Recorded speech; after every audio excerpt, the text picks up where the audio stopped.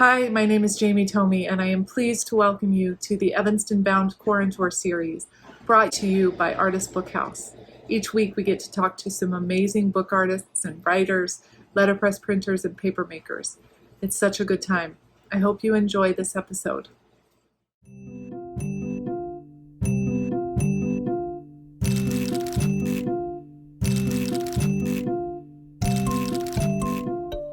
Hey, hello everyone, and welcome to this week's Quarantour, brought to you by Artist Book House. This week we're so excited to be talking with Howard Simmons, who is our October Verses and Vignettes writer. I'm just so happy about this, that we could sneak him in just a little bit before his first Verses and Vignettes sections comes out next Tuesday. If you are not subscribed to our newsletter yet, you'll want to do that as soon as possible so that you can receive those the serial story starting on Tuesday once a week for October, Howard's story, which I don't want to give away the title of, but it's very, very fitting for right about now, especially October and especially during 2020.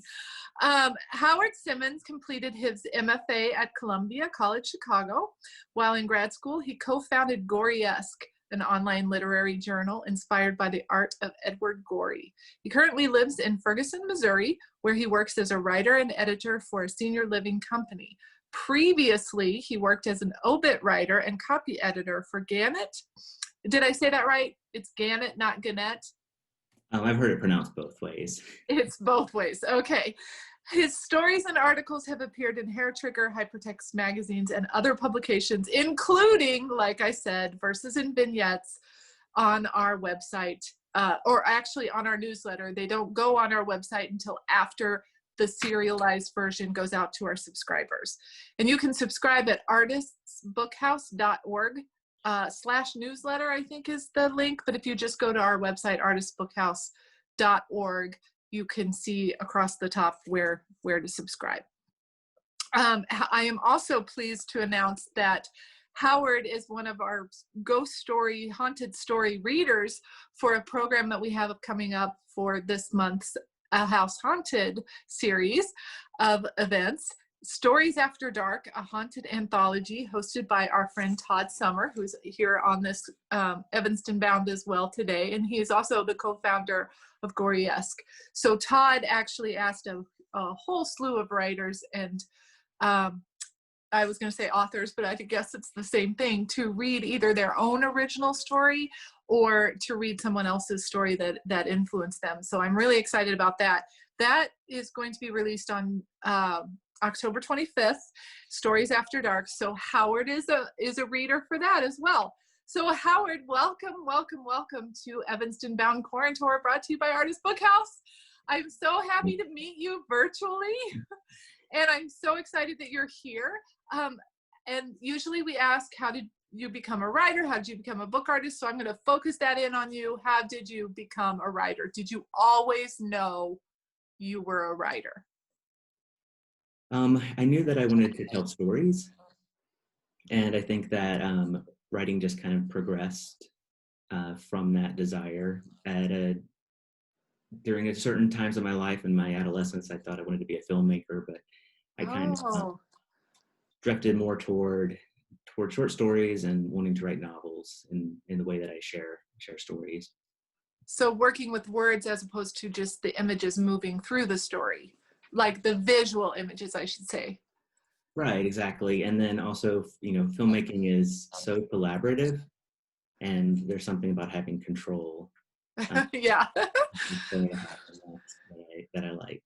Although I've given that up recently with my senior soap opera that I'm doing for work. So regarding the question of what brought me to writing, my answer was storytelling. And it kind of started way back whenever my cousin, Susanna, she suffered from epilepsy and she was home a lot of the time. So whenever I would get out of school, I'd go to my grandma's house and she would be there. And she really instilled in me a love of reading, especially like reading for my own internal pleasure. She introduced me to Anne of Green Gables, most notably The Secret Garden, books of that nature. And I was really captivated with Anne of Green Gables.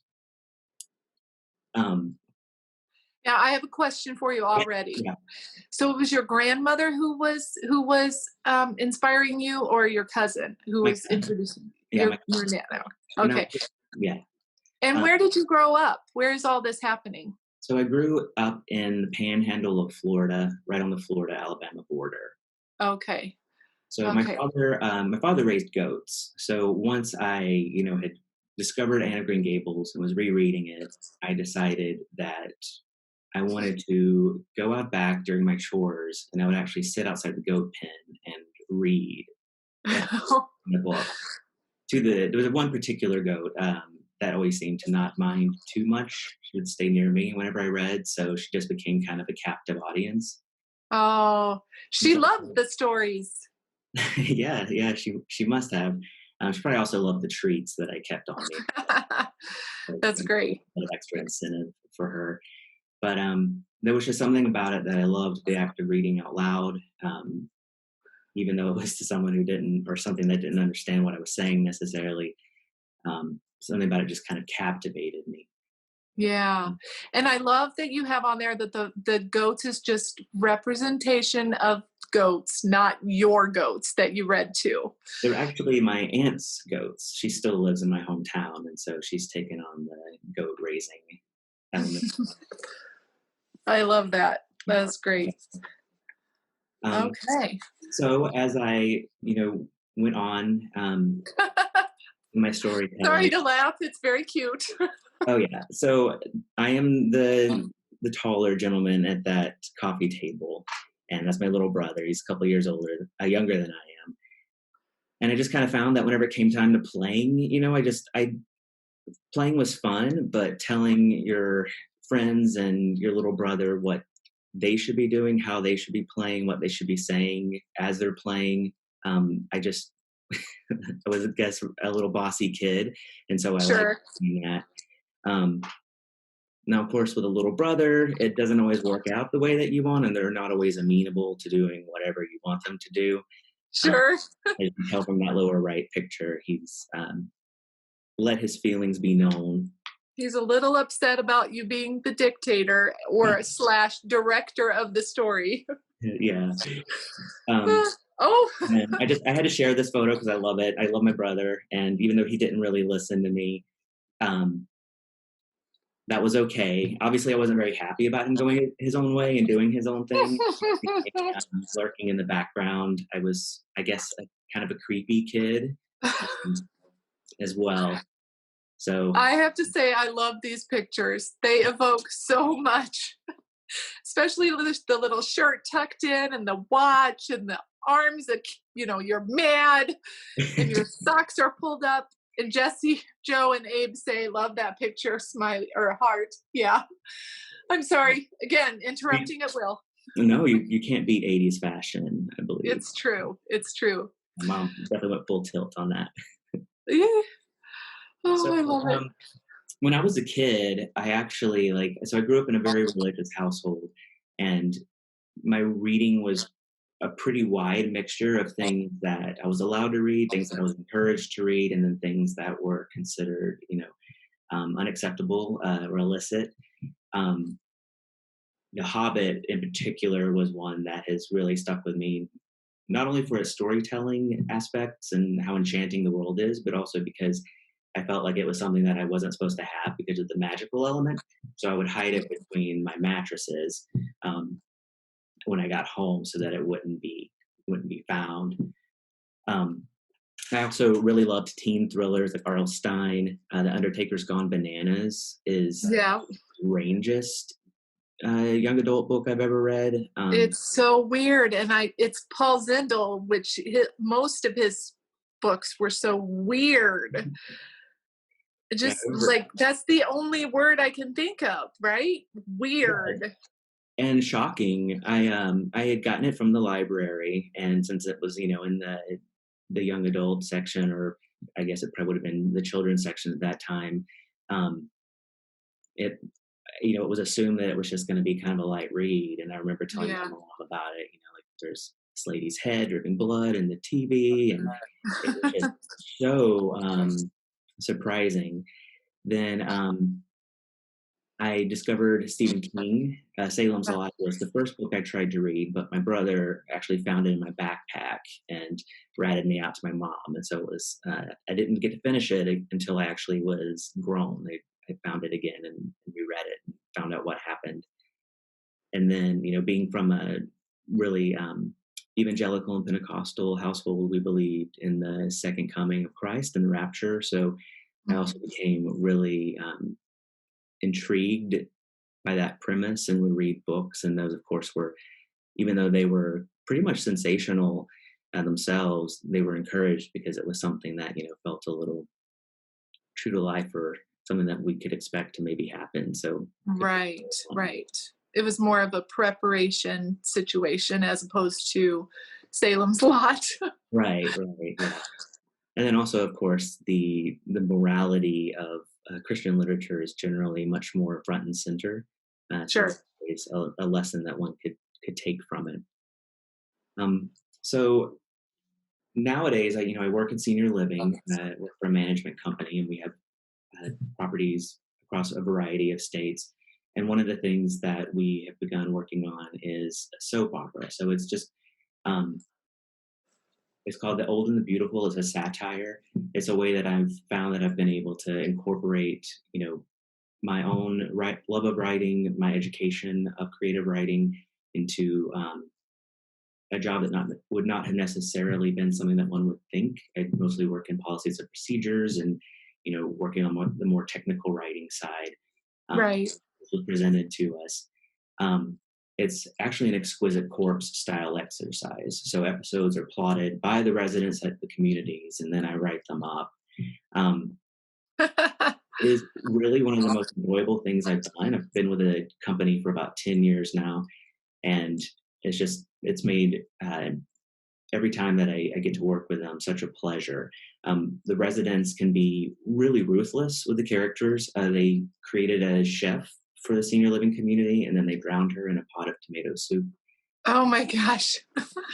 So can you walk us through how this actually came about for you? Did you come up with the idea and then approach the director of your company, I guess, and say, hey, can we do this? Or was it something that your particular place was looking for programs? That's a good question. It was actually the chief operating officer that came up with the idea.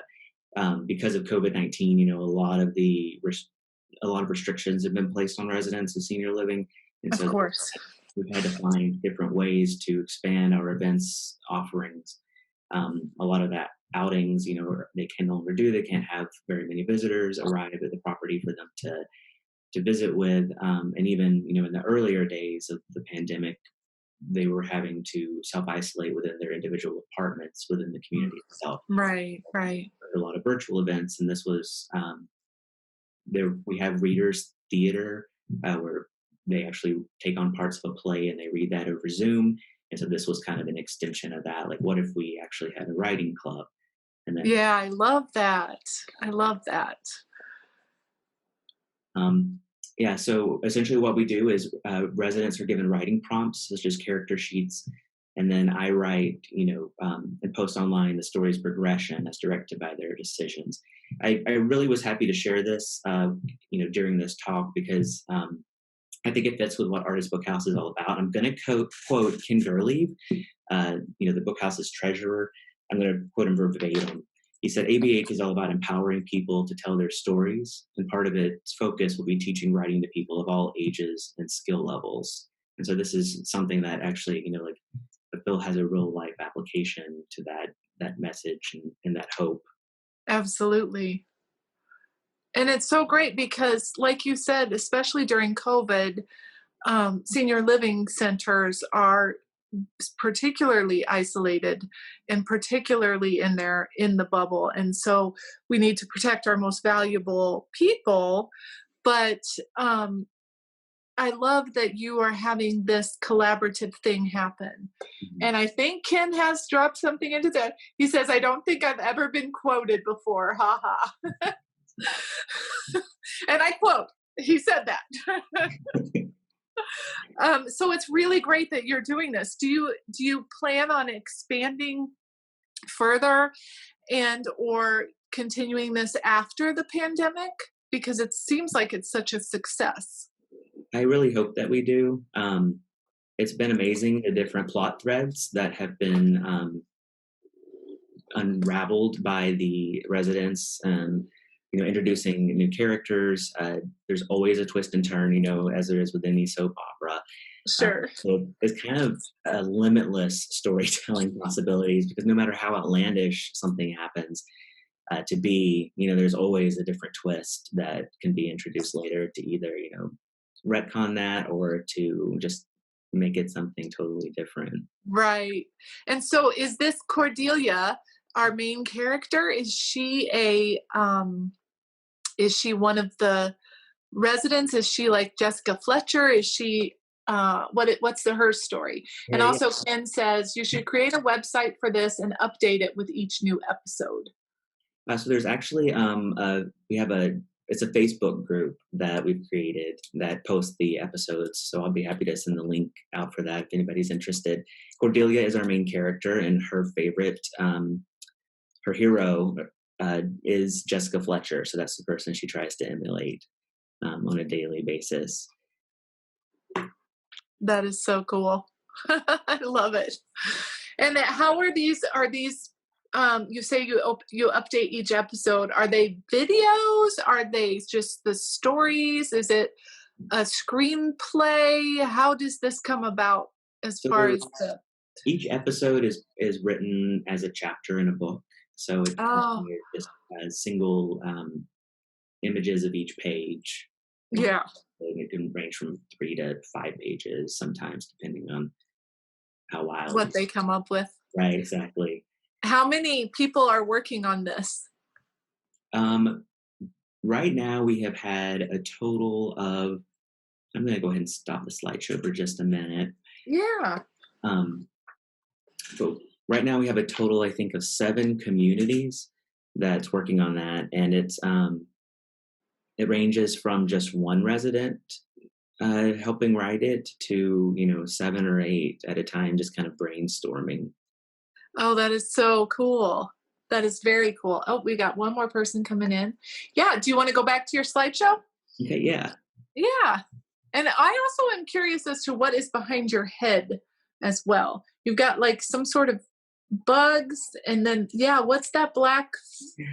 What is happening? Is this your office in Missouri? This is my office. I can't show you the rest of it because it's pretty disheveled at the moment. Oh, of course. But it was a gift. A little mummified bat. It used to be larger, but the cats got a hold of it, so now it's on the wall. Oh my goodness! It's an actual bat. It is an actual bat. I love taxidermy and just scientific illustrations, and I think it suits my kind of little gothic sensibilities. Sure. All right, let's do that screen share. And I also want to mention to everyone that one of the reasons why Howard is our very first Quarantour for October is our first annual A House Haunted series of events. And he's talking about the, this is my mom, hold on, saying, my mother says, still trying to figure out how to write a soap opera if no one can get pregnant. So are you talking like a COVID soap opera, Mom? That's funny. All right. So what is Briar Hill? I'm so excited about this. So I just wanted to share a little bit about my own personal writing. Briar Hill is the novel that I'm currently sending out to agents. I'm in the querying process, which is stressful and agonizing, but a necessary part. And I just want to talk a little bit about, where inspiration for that came from. Kind of what led me down the path. It's the story of a young man who returns to his hometown in southern Alabama. His mom's dies, gone down there to bury her and settle the estate he's inherited. While he's down there, kind of like coming to terms with being with family he hasn't seen for a long time, he learns that an uncle was suspected in the murder of a child. And so he becomes focused on proving that this uncle is a monster that he's always known him to be, and that his family has kind of looked the other way. Oh, wow. And it's kind of just a Southern Gothic, with elements of mystery, but a larger story about how we reconcile past trauma in the ways in which we try to move past or hold on Yeah. to hurt us. Is this a young adult novel or geared towards adults? It is definitely geared toward adults. The main character is in his mid-20s. Well, it's purely fictional. I was inspired by a visit. So I left Florida in my teens, and about 20 years later, I came back and kind of realized like how the town had changed and, kind of fallen apart since that time. And then I applied to Audrey Niffenegger's Big Books class while I was a grad student at Columbia College, Chicago. And so this story was the one that just kind of took root, and I really felt that I wanted to tell. Yeah, the return home. Right. So, do you have any more slides? Or I think you do. Yeah, I just had. Yeah, because I wanna revisit, and this slide actually kind of leads into my next group of questions. So go ahead. I'm sorry to interrupt. No, you're fine. I just, wanted to share a little bit of the inspirations, not necessarily for this work, but just work in particular. I'm always fascinated about what other artists are drawn to, what keeps kind of their artistic impetus fresh. And so, and I think looking on the work that I write and maybe the tone, maybe tonally is the best way to say that this has inspired me directly. But, Shirley Jackson, Haunting of Hill House is my all-time favorite book. The Little Friend by Gannett, Jane Eyre was one book that Audrey had actually recommended to me during my time of thesis hours with her. And I fell in love with that. And of course, like the artwork of Charles Burns and the films of Ari Aster are something that have just kind of taken hold on me creatively more recently. Okay, so this absolutely leads into my next line of questioning here because a couple of things. I spoke with Pam Smye, who wrote and illustrated this wonderful graphic novel called Thornhill. And I interviewed her the other day for a special edition Corantor, Evanston Bound special edition that we're going to release this month. And we were talking about the idea of trauma and grief being sort of an underlying thread throughout all of these stories, like Hill House, and what it sounds like your novel kind of has that underlying trauma and grief in there. And I just wanted to know what you think about that idea and how you pull that out when you're writing. If you pull out that trauma, like I'm not sure how the second part of the question, what I'm asking, but do you agree that there's a layer of grief and trauma in a lot of ghost story horror sort of things? Like what do you think about that? And I also want to add that my son, who's 14 and a half, and I just finished watching the adaptation of Hill House on Netflix last night. So it's been on my mind for the last week since we've been watching those. It was my second time watching it, but it was his first. So this idea of grief and trauma influencing storytelling in this has been on my mind. So I'm just saying. So that's a lot to throw at you, I know. The adaptation of Hill House really leaned into haunting as a kind of a form of amplifying trauma and grief. It's not it's an adaptation. It's not a retelling. It's totally jumps away from the story and in very different ways, even though there's other things that are similar. But I just want to make that clear for anybody who's watching that's an inspired by adaptation. Inspired by, right. Than based on. But no, I think in regards to trauma and grief, I think horror and ghost stories, that's a pretty crucial element to the stories. And one of the reasons why I feel like I gravitate toward it, I am in a horror book club, and we read a different title every month. And one time we were discussing, what we liked about horror, and a fellow book clubber said that empathy was my gateway to horror. It's the thing that draws me in. The ability to experience in some way how those emotions can impact you and how they actually affect you as an adult or at some point in your life, and how those things may never really go away. It's also oftentimes a way to explore those themes at a remove. Right. If you don't want to be reading, like, for instance, A Little Life, that's directly just talking about trauma, then you can incorporate these other more fantastical elements that will then kind of give you a little bit of a skewed lens in which to approach it. Right. So you're kind of like you're separate but still right there. You're right up on it, but you're not touching it. Right, exactly. And I think I just said White is for Witching by Helen Newman, and that's one of my favorite books. Oh, yeah, Joseph, thank you. Yeah, and actually Joseph is your illustrator for your Verses and Vignettes. So thank you, Joseph. I'm so excited. Yeah, I am too. So one thing that you mentioned just now is this horror book group. How do you choose the novels in your group that you're reading? Generally by consensus. Consensus? So somebody suggests something and you vote on it, or? Right, yeah, we all come with different ideas. We want to support newer authors, contemporary authors who are publishing, but then also, read some of the classics. And then usually just by a vote. Yeah. Okay, that's very cool. Okay, so you did mention some of your influences on that last slide, and also from your childhood, from growing up.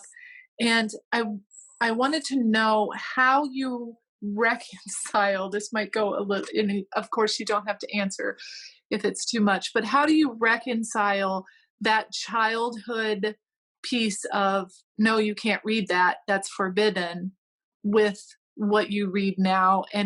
Or how did you reconcile it back then when you hid The Hobbit in your bed? Mm-hmm. Like, how did that come about for you as a young reader that you wanted to explore? And I'm also going to say it's Banned Books Week this week. Mm-hmm. So it's a perfect time to talk about this. Right. How do you reconcile that for yourself, and also for other people who might be in the same situation? What advice would you give for curious readers? So I think, if anything, it made me more drawn to those. Because they were forbidden fruits. Yeah. Your curiosity is piqued when someone says, don't look in there, don't touch that, don't open that. Don't go in the basement. Go in the basement. It's like, what is down there? What is in there that I'm not supposed to see? And then kind of let's build on that. So I think that was a large part of it. And as I got older, and my views on morality and the purpose of art and what art can do, as that changed, then I gave myself permission to delve further and read into other things that I might not have been encouraged to. Yeah. And how did that encourage your sort of writing, and that, I guess, that forbidden fruit thing, and that shifting of looking at art in a different way? How did that influence your adult writing? Because I think, from what I'm understanding, and from there's a humanity to, and I've only read your Verses and Vignettes, but there's a humanity to it. But there's also this gritty Gothic thing that I can't describe. So how did that gritty Gothic thing come about for you as a writer? And was it from your childhood growing up and having that sort of, you're not allowed to read this, but I'm going to read it anyway, that rebellion? I guess that's a really also another deep question that you can just choose what surface level you want to read it. Yeah, that is a really hard question to answer. I I think it just comes from, all of the different influences you have as you grow up, as you read more widely. It's I love Ian McEwan. I love Mhm. Donna Tartt. These are literary authors who are more concerned with character. But then the genre element, is both fun and also, like we had said, like kind of a way to view trauma and grief and pain that many of us experience. So there was just kind of I hope, a merging of those influences to where it was something that when I read a book, especially like a horror book or I watch a horror movie, I want to feel not only frightened or unnerved, but I also want to feel for the characters. Mhm. So that's something that I really hope I bring to my own work. I think Yeah. Hereditary, the film that came out in 2018, is a really good example of that. It's terrifying, but at the end of that movie, like the biggest thing that I took away from it was just this unflinching look at familial grief. Uh, Oh, okay. I haven't watched that yet, although it's on my list of movies to watch. I don't have the biggest horror fans in my household. So if I'm watching, I have to either, and I'm just slowly introducing Oliver, but because he's not, he's a little nervous about it. But so, and I have to admit that I don't necessarily like gory horror, Mhm. like just for its own sake. I'm not going to watch any of the Saw movies because of that, but I love the psychological horror and that edge of terror horror that's right there. Do you know Mhm. what I mean? Yeah, absolutely. Yeah. All movies are just kind of like terrible, point blank. But yeah, I am not interested in those movies that are just purely for the characters suffering. There's Exactly. That's uh, a good way of putting it. Yes. there's got to be some form of empathy in the way that you approach the characters who are undergoing the trauma on page or on screen for it to have. Yeah. And how do you I had a question there for a second that was about, it was an offshoot of what you were saying about the, oh, I know what it is. What is it about ghost stories, horror stories, and the idea of feeling that fright that interests you? Not just the empathy piece, but what is it about the the scary stuff that draws you to it? And what do you think it is about those things that we love them so much? We love, not all of us love, but there's a joy, I guess, that comes from that frightenedness. Mhm. Or these books and movies would not be so popular. Right, So right. what is your theory on that, and what is it for you? How is it for you? Well, I've heard the horror movies compared to like roller coasters.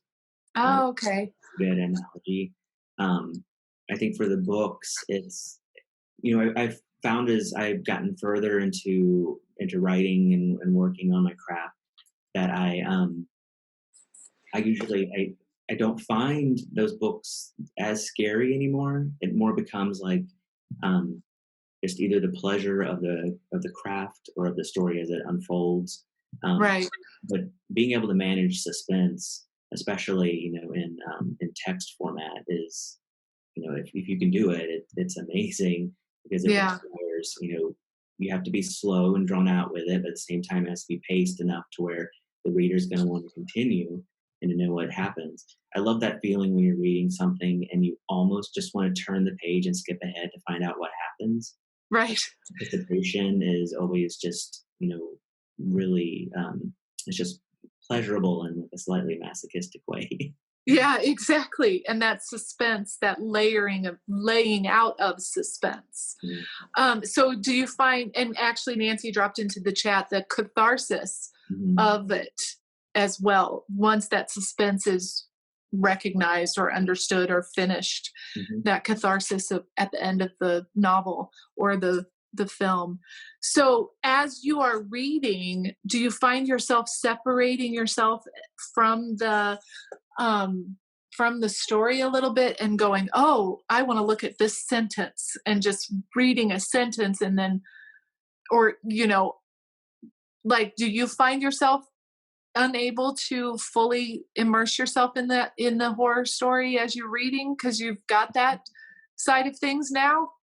I think sometimes, yes, if the story is, really, really good and kind of firing on all cylinders, then I find myself not doing that or wanting to look back at it after it's done. I think there's a lot of authors who will play with form. We're currently reading Growing Things by Paul Tremblay, which is a collection of short stories for the book club. And he has a lot of stories where he really plays with structure of text, different viewpoints, different modes of relating information. And, I guess it can sometimes be debatable on the effectiveness of the scariness of the story. But in terms of like creativity and experiments, it's really fascinating to kind of like read through that and see what he's taking and what he's trying to do with it. Right. And so the scariness of it kind of takes a backseat to the form. Right. For while you're reading it. What are some other ones? So you already mentioned that you like the literary fiction, literary novels that sort of deal in that trauma grief area, I guess. What else do you enjoy reading? I try to read really widely. I just read a novella, a speculative fiction called The Seep, I believe it's by Channa Porter. And I have not really been a speculative fiction reader, but it's a book about a utopia that's it was really compelling, and I was like, I need to branch out even further. But I'm currently reading Adam Ross's Mr. Peanut, which is a few years old, but it's kind of a murder mystery, examination of a marriage. And I'm reading Anna Karenina, which is taking me a very long time. Right. I imagine you take breaks on that one too. Yeah. I've given myself like a minimum page count to read every day, or which I often have to do is some catch up on the weekends because I find myself reading something else. But it's interesting because those two books both deal with marriage and how marriages don't work or how they do work, and so it's an interesting juxtaposition. But yeah, I want to read as widely as I can and try to get inspiration from wherever from everywhere. Yeah, I love that. And you mentioned that you enjoy taxidermy and sort of not botanical, but animal drawings, that sort of thing. Does that influence your work as well? It hasn't so far. Okay. I think aesthetically, it helps me get into the mindset of, where I might want to be in a certain story or certain scene. Death and such. Right. Macabre. I'm sure the kid is on his head right now. But yeah, it's and of course, like, growing up in a rural area, it was very normal to see like taxidermy in someone's house. And sure. Yeah, you had a deer head. Right. Yeah. And you live in Missouri now, and you live in Ferguson, actually, which is a suburb. But are you able to go out into the woods and explore? Are you able to go places? I grew up in Missouri, so I'm asking for as a Missouri girl. But how do you feel about where you're living now as it affects your creativity and writing? Well, I definitely. Or does it even? Yeah, I feel like it does. The part of Ferguson I live in is called Old Ferguson East, and there are lots of really old, large trees. So going for walks it feels really different from like when I lived in Chicago. Maybe a little bit quieter, a little bit more rural feeling. And then any of the nature trails that are around St. Louis County or parks. We recently started branching out and kind of exploring those a little bit more. I'm not really the most outdoorsy / athletic person you'll meet. Really? I wasn't getting that from your black office and your taxidermy and your gothic novel stuff. I mean, like, just give me a little hole to crawl into, and Right, exactly. And bury myself while I read Anna Karenina and drink tea and absinthe. I guess I'm joking. I don't know you at all, Howard. you're pretty close, though. Okay. So yeah, but going for walks and all of that and giving you an idea. And what are you working on since your novel is completed and you're in that next place of the process? What are you working on right now? Are you still focusing on short stories? Are you trying to branch into a new novel, or is that too soon? Oh, no, I'm happy to talk about it. So there are actually two things that I'm working on. One is a novel that is going to be kind of a ghost story, but also kind of an examination of senior living, the industry itself, and the effects it has on caregivers, especially in terms of both economically and emotionally. Oh, I love that. So and where are you in that process? Are you just sort of jotting things down right now, or have you started actually sitting down to write it? I have started sitting down to write it, but I'm only maybe like 10,000 to 15,000 words into it, so there's a long way to go. Sure. Also working on, my partner and I write ghost stories for each other for Christmas. So I'm currently working on that as well. So yeah, I may never day, I may never go out for submissions, but by the time Christmas rolls around, I'll be hopefully ready to read it to him. That's so sweet. I love that, and creepy and lovely. It's just all those things. Oh, that's so great.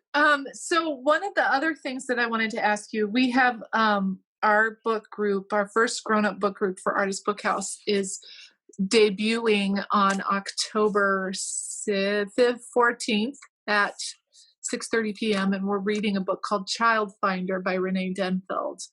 And it is a very short book, and it's very sad and lovely and terrible. It's about a woman who her greatest gift is that she's able to find missing children who have been kidnapped or whatever. And so she's the last resort for a lot of families. And there's kind of a ghostish element in it because of some of the personal hauntings that she has, and it's told through different points of view. And I don't want to give anything away, but I just wanted to know, in your book group, I've been parts of book groups and I've led book groups. In your book group, when you are discussing a book, do you have a set number of questions that you're going to ask? Do you want to focus on the scary story part of it? Do you want to think about the writing? Like, what is your main impetus for that book group itself and the discussion points there? Is it a group of writers or just people who want to read, or both? Just people who want to read, mostly horror aficionados. I think it really depends on the work. There are some books where, we really just kind of almost give like a replay, like hash out plot elements, Sure. Whether it's, expressing our own surprise or our own feelings, about the author's choice. And then sometimes to maybe drill a little bit deeper into why that choice was made for that particular book. I mean, we read things like what I would consider like really commercial fiction, like maybe Carrie by Stephen King or Feed, Sure. Who's the author I'm blanking on right now. But then M.T. Anderson. Are you talking about that feed, or are you talking about the young adult feed about the internet that goes right into your head? No, it's actually Feed about vampires and bloggers. Total different story. Mira Grant is what Michael is saying. Yes, that's yes. Okay. A couple of months because the young adult one is also very good and creepy and horrific, but in a different way. Go ahead. But then we also read In Cold Blood by Truman Capote. So of course, the different choices will determine like different ways of talking about it. And how did you find this book group? Did you create it for yourself and others, or was it kind of something you stumbled upon? It's something we stumbled upon. It's actually hosted by Left Bank Books, which is in St. Louis. When we moved down from Chicago for our work, we really knew that we would need a social outlet, and so we just started Googling book clubs, and that one showed up. And we had moved into a planned community for the first year, renting a place, and it was Stepford Wives. Oh, The book of the month, so it just felt like it really fit. yeah, it was a perfect fit. It was kind of serendipitous that it happened that way. I love that. Yeah, and then we Thank just you. fell in love with it. And yeah, and Left Bank Books is an independent bookstore that's fantastic. So I love that you came across that for yourselves and your partner. So I'm going to actually open up the room for questions from anyone. A little bit wider. And I want to say thank you so much, Howard. This was fantastic. And it gives me a little bit more insight into your Verses and Vignettes story. It adds a little bit more creep factor to it, given where you grew up and your life, just that you touched on a little tiny bit. And I look forward to reading more from you. I can't wait to read your novel. Thank you for coming. And yeah, oh yeah, absolutely. I love this. I'm going to open it up for more questions. If anybody would like to ask questions of Howard right now, any questions about the novel or writing process, anything like that? I don't. I have a comment. This is Okay, yes. Hi, Jenny. How are you? Hi, I'm good. I'm kind of an outlier here. I'm not a fan of horror stories or ghost stories, but it's been a fascinating conversation. And I closed in on Jane Eyre. I love that book, and I have never thought of it to be in the category in which you're putting it. So could you talk a little bit more? I mean, I know the story pretty well, but obviously we came at it from different directions, is what I'm saying. So tell me more about your direction and really enjoying that book. Yeah, I think one of the reasons why Audrey recommended it was for atmosphere. You know, when Jane goes to Rochester's house, I mean, it's dripping with Gothic. You know, Charlotte Bronte really plays into those, you know, dark elements. Everything is, you know, shadowed, or is shadowed. I think, you know, the woman in the attic, those scenes in which, you know, she's escaped I found to be very creepy. And it was a really good way of looking at how you can tell a story that, you know, is about, you know, a young woman finding herself, about eventually, you know, reconciling who she wants to be and the person she loves, with also these moments of suspense that are really entertaining for the reader and give it just a little bit of a different feel in certain scenes. I think that speaks to the genius of the writer, because I looked at it from the woman in the attic as being an insight into the reality of the times, because I've also worked in art therapy. I've worked a lot with psychiatric patients, and it was very probable to me that 100 years ago and more, many people were put in attics and kept away. And so I looked at it as being real, more real than the horror or kind of right. So I mean, it like I said, it speaks to the genius of the writer that she could attract from both sides like that. Right, exactly. And the fact that, you know, a piece of text, a moment in a book can work on multiple levels, that Right. she can, you know, readers can read it and they're, you know, kind of at the edge of their seat wondering what's going on. But then also, you know, especially from, you know, our viewpoint now, looking at the realities of what she faced. The Wide Sargasso Sea by Jean Rhys, you know, is just an incredible book that looks at her life before she came to be in that place. And I think it's it's just something that's magical, and that I hope to one day be able to do in my own writing, to have different perspectives, you know, that are both equally applicable to a moment in the work. I think that question, Jenny's comment, also speaks to genre pinholing, I guess, would be a good way of putting it, where some books defy genre in the way of this is a thriller, or this is a horror novel, or this is literary fiction, or this is young adult fiction. Some books you don't want to put in a place because there's such a varied audience for them, I think. Yeah, and I think a lot of classic literature is really good with that. Charles Dickens, I mean, his books are so big, it's probably going to have everything and the kitchen sink in it. But he's, he can give you moments of like ghostliness. He can give you ghost stories. He can give you like a really focused look at life during that time. But he does it all, in a very entertaining, expansive way. Yeah. Okay, we've got a few things in the chat. Nancy says Florida Panhandle taxidermy mostly differ. And then mostly, oh no, I see what you're saying. Mostly Dead Things, the book by Kristen Arnett, is called Mostly Dead Things, and that's a really good one.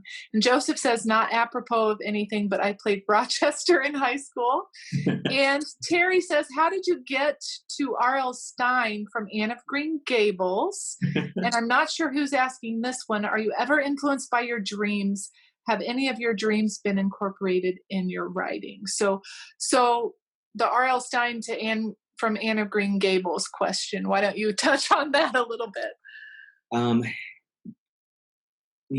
I am not sure. It actually might have been The Undertaker's Gone Bananas that got me there, because I had just, I think for readers, the library as a kid is like one of the most magical places you can go to. And it's true. I mean, as adults as well. Absolutely. I mean, I still, go to the library. Well, now it's just curbside pickup, but sure. Whenever I was in elementary school, I was able to get out of PE by volunteering to help at the elementary school library, like cleaning dust off books and shelving things. And my PE teacher did not like it and threatened to give me detention, but I always found a way to kind of like still be able to skip that. So that's I love that story, and that story needs to be written down as well. Anyway, go ahead. So I imagine that's probably just pulling random books off the shelves, and then Undertaker's Gone Bananas. I was like, oh, so stories can also like just be written to shock or scare you. Yeah. But my parents were also they were okay with R.L. Stine, the Fear Street books. There, maybe because it was written for a particular age limit, and it wasn't didn't have any magical elements in it. They allowed me to read those, and then of course I became pretty voracious with those. Because there were a lot of them as well. Yes. R.L. Stine was, yeah. And then the other question: are you ever influenced by your dreams? Have any of your dreams been incorporated into your writing? So this is probably going to give you way too much psychological insight into me, but I think it's more like themes. So, I dream a lot about like being left behind, or people like being in opposition to me. So those kind of things, like just a natural anxiety or stress that I think my body just kind of relieves in dreams. So that often comes, I think, in the work that I write. So not specific themes or like images from the dreams, but the feeling, the emotions from dreams. Yeah, correct. So not like those dreams where your teeth are falling out, so then the character's teeth start falling out, but actually right. Yeah, just that feeling. But I can't, at least off the top of my head, think of any specific visual element of a dream that I then incorporate in the story. Sure. Thank you. Thank you so much. And thank you everyone for joining us for this week's Quarantour with Howard Simmons. And again, he's our Verses and Vignettes for this month. So I encourage you to head on over to our website and subscribe to our newsletter if you haven't already. Also on our on our website. Ken worked very, very hard on this, but he has added the previous verses and vignettes onto the website. And there's a page for A House Haunted that we are filling in all of our programming for the month on that page. So please head on over there. And of course, hi again. Thank you so much for watching this week's Quarant Tour. We really appreciate your support. If you want to learn more about our guest from today, please read the description below. And if you'd like to support more programming like this, coming from Artist Bookhouse, please visit our website at artistbookhouse.org/donate. Thank you again for joining us.